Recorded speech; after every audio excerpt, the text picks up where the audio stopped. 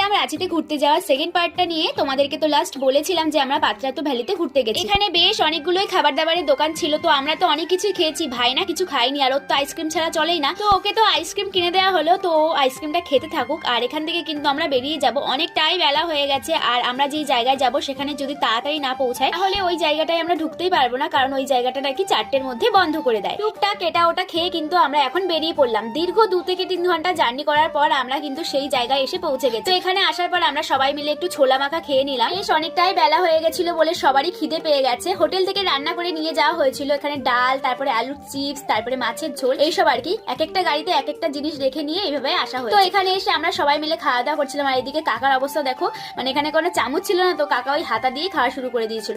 Last পর্যন্ত অনেক খাবার দাবারই বেঁচে গেছিল, যেগুলো আমরা ওখানেই দিয়ে দিয়েছিলাম। আর ওখানে আমাদের যে ড্রাইভার গুলো গেছিল, তো তাদের সবাইকে কিন্তু খাওয়া দাওয়া দেওয়া হয়েছিল। খাওয়া দাওয়া শেষ করে আমরা সবাই কিন্তু এখন ঘুরতে বেরোলাম। তো এখানে ঢোকার জন্য 10 টাকা করে টিকিট কাটতে হয়েছিল, দেন আমরা এই জায়গাগুলো আসতে পেরেছি। তারপরে দেখলাম এখানে এসে যে জিপ লাইন রয়েছে, আর আমার ভাই তো এটা দেখার পর থেকে যে লাফিয়ে যাচ্ছে যে এর মধ্যে উঠবে। তো মা তো ওকে অনেকবারই বারণ করেছে যে উঠিস না, কারণ মা এগুলোতে প্রচন্ড ভয় পায়। মা বলছে তুই যত টাকার খাবার মানে খেতে চাস তোকে খাওয়াবো, কিন্তু উঠিস না।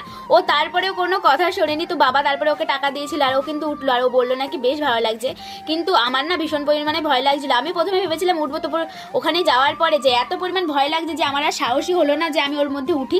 যাই হোক, ভাই ওখান থেকে নামার পর আমরা এইদিকে এসেছিলাম একটু ঘুরতে। আর এই জায়গাগুলো দেখো কি পরিমাণ নোংরা। তো এখান থেকে হাঁটতে হাঁটতে একটু সামনের দিকে এগিয়ে গিয়ে দেখি যে একটা ঝর্ণা আছে। ওফ, আমার যে কি ভালো লাগে ঝর্ণা। প্রথম কথা হলো এটাতে ভাই যেহেতু প্রথমবার উঠেছে, আর ও বুঝতে পারেনি যে ফোন নিয়ে উঠলেও কোনো প্রবলেম হতো না। আসলে আমরাও একটু ভয় পাচ্ছিলাম যে ফোন নিয়ে ওঠার পর যদি ফোন হাত দিয়ে পড়ে যায় তাহলে তো গেলই, ওইটা আর খুঁজে পাবো না। সমুদ্র পাহাড় দুটোই আমার পছন্দ, কিন্তু তার থেকেও যদি বেশি পছন্দ হয় সেটা হচ্ছে ঝর্ণা। এই ঝর্ণা দেখতে বা ঝর্ণার পাশে যেতে যে আমার এত পরিমাণ ভালো লাগে সেটা আর বলে বোঝানোর মতো না। তো এখানটায় আসার পর আমরা অনেক ফটো তুলেছি, আর এর থেকেও নিচে আরো একটা বড় ঝর্ণা ছিল। ওই জায়গাটা আমরা যেতে পারিনি, মানে বুঝতে পারিনি যে ওখানে একটা ঝর্ণা ছিল। পরে আবার একটা কাকা এসে বললো যে নিচের দিকে আরো সুন্দর একটা ঝর্ণা ছিল, তো ওটা আমাদের মিস হয়ে গেল। যাই হোক, এবার তো হলো না, কোনো বার যদি আবারও যাই তো তারপরে আবার ঘুরতে যাবো। তো এই জায়গাটাই তো আমরা অনেকটাই সময় নষ্ট করে ফেলেছি, আর অনেকটাই লেট হয়ে গেছে, যেই কারণে আমরা তাড়াতাড়ি করে কিন্তু গাড়ির কাছে চলে গেলাম। কিন্তু ওখানে গিয়ে দেখি শুধুমাত্র আমরা এসে বসে আছি, আর কেউ এখনো পর্যন্ত আসেনি। গাড়ির দরজাগুলো বন্ধ ছিল, যেই কারণে আমরা বাইরে বসে চিপস খাচ্ছি। কিছুক্ষণ ওয়েট করার পর সবাই আসলো, আর তারপরে কিন্তু আমরা হোটেলে চলে এলাম। এই সময় তো অনেকটাই ঠান্ডা ছিল,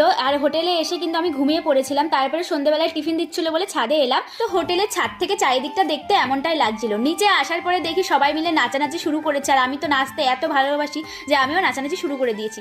তারপর রাতের খাবার খেয়ে ঘুমিয়ে পড়েছিলাম। তো এই ভিডিওটা এই পর্যন্তই থাক, দেখা হচ্ছে।